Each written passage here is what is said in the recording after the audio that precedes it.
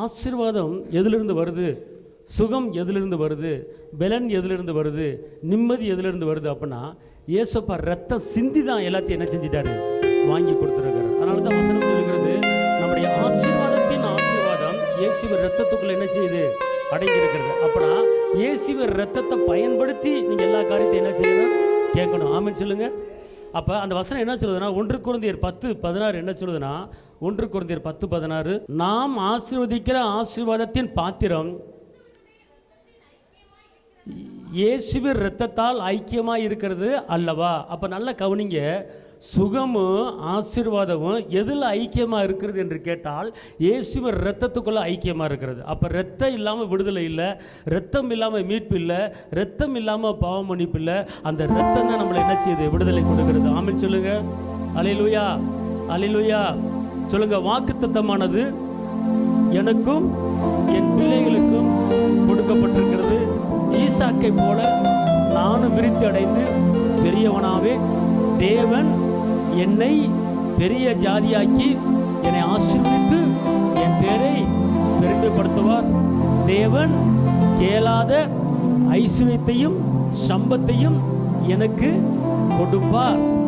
தேவன் தன் மகிமையின் ஐஸ்வர்யத்தின்படி என் குறைகள் எல்லாவற்றையும் கிறிஸ்து இயேசுவின் மகிமையிலே நிறைவாக்குவார். கர்த்தருடைய ஆசீர்வாதமே ஐஸ்வர்யத்தை தரும், வேதனை எதுவும் வராது. நான் பரிபூரண ஆசீர்வாதங்களை பெறுவேன். நான் தேவனுக்கு கொடுப்பதிலே உண்மையாக இருப்பேன்.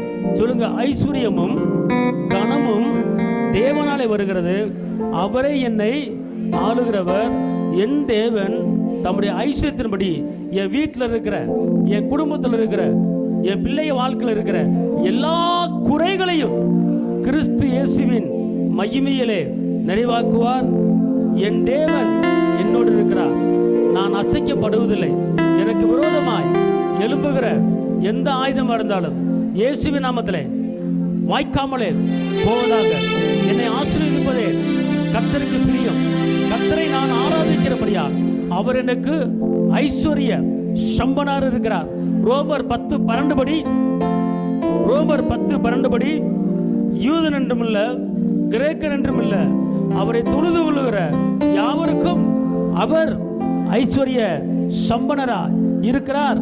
நான் கர்த்தரை முழு உள்ளத்தோட முழு பலத்தோட ஆராதிப்பதால் எனக்கு ஐஸ்வர்யத்தை கொடுத்து என் வாழ்க்கையை மேம்படுத்துவார். என் தகப்பனுடைய யாக்கோப்பு விருத்தி அடைந்து திரளான ஆடுகளும் வேலைக்காரிகளும் வேலைக்காரரும் ஒட்டகங்களும் கழுதைகளும் உடைய சீமானாய் இருந்தார். அவர் சந்ததியிலே வந்தவன், நானும் சீமானாய் இருப்பேன். கர்த்தர் என்னில் இரக்கமாய் இருப்பார். கர்த்தர் என்னை ஆசீர்வதித்து காப்பார்.